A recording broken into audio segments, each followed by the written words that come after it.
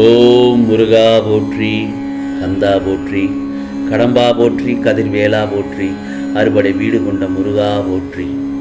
என் செல்ல பிள்ளையே, என் செல்ல குழந்தைகளே, திருச்செந்தூரிலிருந்து தங்கவேல் அனுப்பியுள்ளேன்.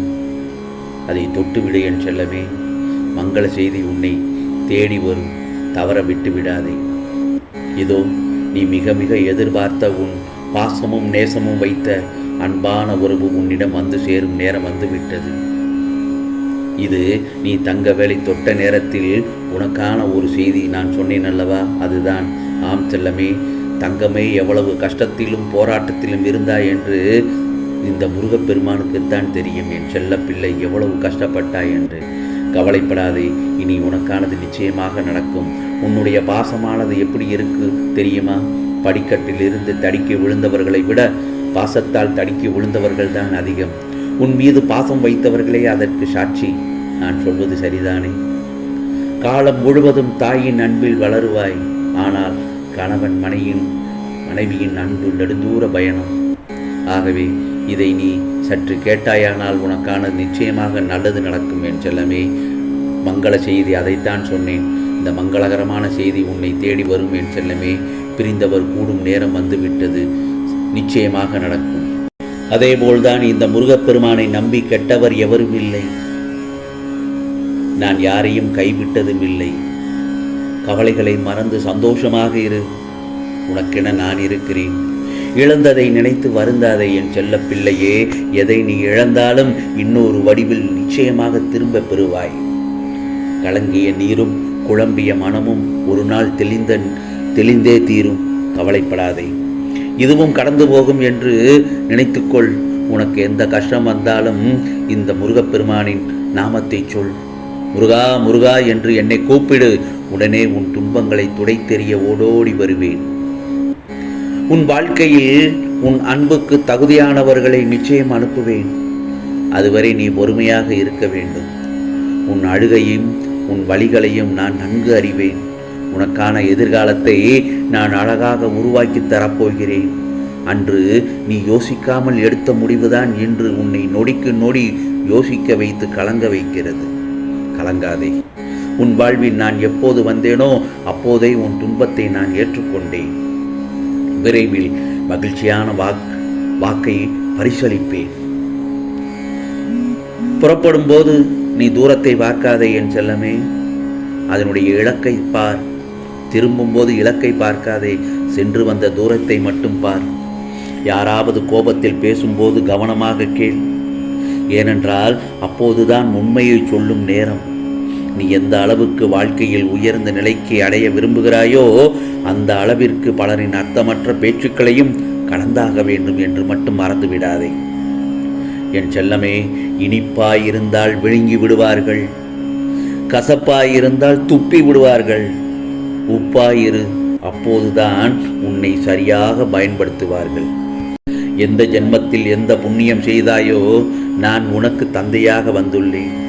நீ செய்த பாவங்களை போக்க நான் உன் குருவாகவும் நீ எனது பக்தனாகவும் இருக்கின்றாய். அப்படித்தானே உன்னிடம் நான் வந்திருக்கின்றேன். என்னை கெட்டியாக பற்றிக்கொள் என் செல்லமே. உன்னை விட்டு நான் விலகவே மாட்டேன். என் பிள்ளைகள் கவலைப்படும் போது அதை நிவர்த்தி செய்வதுதானே இந்த முருகப்பெருமானின் கடமை அல்லவா? உன் வாழ்க்கையில் பல வருட இருள் இப்போது மறைந்துவிடப் போகிறது. உன்னை நிச்சயம் ஒரு நாள் உயர்ந்த நிலைக்கு கொண்டு வருவேன். எந்த பிரச்சனையையும் சமாளிக்கும் திறன் உன்னிடம் இருக்கிறது. உன் வெற்றிக்கு உறுதுணையாக நிச்சயமாக நான் இருப்பேன் என் செல்லமே. நிம்மதியாக இரு. நீ நினைத்து பார்க்க முடியாத அளவிற்கு ஒரு அற்புதத்தை விரைவில் நான் உனக்கு தரப்போகிறேன். இதோ உனக்கு நல்ல காலம் பிறக்கிறது. இனி அனைத்துமே வெற்றிதான். வாழ்வில் இனிமையான நாட்களாகவே இனி அரங்கேறப் போகிறது. ஏன் தெரியுமா? நீ நேசித்து விரும்பிய உறவு உன்னுடன் வந்து இணையப் போகிறது. இப்பொழுது மகிழ்ச்சி தானே? நம்பிக்கையோடு இரு, பொறுமையோடு காத்திரு. எதிலும் பொறுமை, எங்கும் பொறுமை என உன்னிடத்தில் நான் உனக்கு கொடுத்து கொண்டேதான் இருக்கிறேன். உன்னுடைய கர்ம பலனை நான் கழித்து வருவதால் உனக்கு எல்லாமே தாமதமானது. இந்த முருகப்பெருமானை நம்பு என் செல்லமே. யார் உன்னை கைவிட்டாலும் உன்னை ஒருபோதும் இந்த முருகப்பெருமான் கைவிடவே மாட்டேன். உன்னை வளர்த்து உனக்கு உதவி செய்து கொண்டிருக்கும் உறவை நீ தூசியாக எண்ணாதே. அது மிகப்பெரிய தவறாகும். உறவாக இருந்தாலும் உறவாக வந்த உறவு அது. உனக்காக அனைத்தும் செய்கின்றார், அனைத்தும் நம்பிக்கை என்று புரிந்து கொள். அருகில் இருந்து நேசிப்பது மட்டுமே அன்பு அல்ல. விலகி இருந்தாலும் துளி அளவு மாற்றமில்லாமல் நேசிப்பதே உண்மையான அன்பு. ஆம் செல்லமே, தாமரை மலர் மீது வண்டு மொய்ப்பது போல அவர்கள் என்னிடம் இருந்து பக்தியை வளர்த்து கொண்டே இருப்பார்கள். நீ உயிராய் நேசித்த உறவு, உன்னை விட்டு விலகிய உறவு உன் உண்மையான அன்பை உணர்ந்து மீண்டும் வந்து சேரப்போகிறது. இனிமேல் இப்போதும் நீ மகிழ்ச்சியாக இருக்கப் போகிறாய் என் செல்லமே.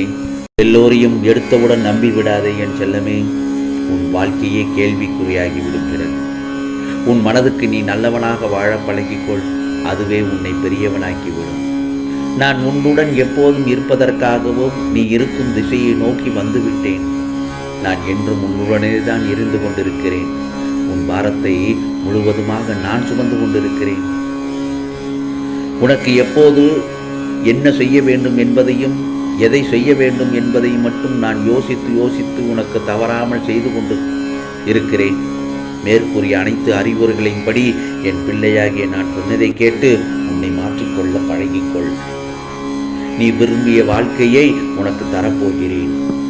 மகிழ்ச்சியாக இரு.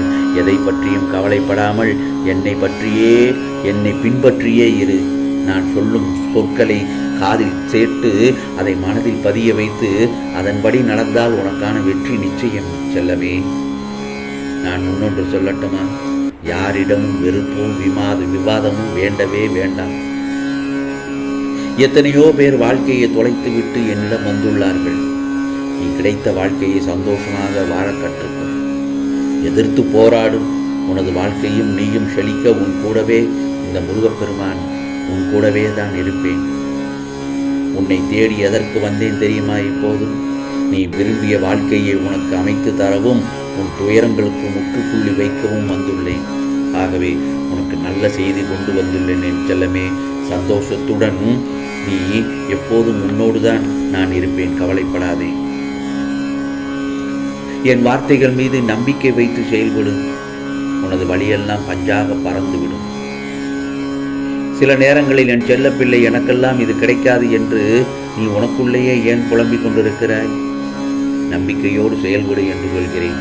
உன்னால் முடியாதது என்பது நீ முயற்சி செய்யாதது மட்டும்தான். எனவே முயற்சி செய்து கொண்டே இரு.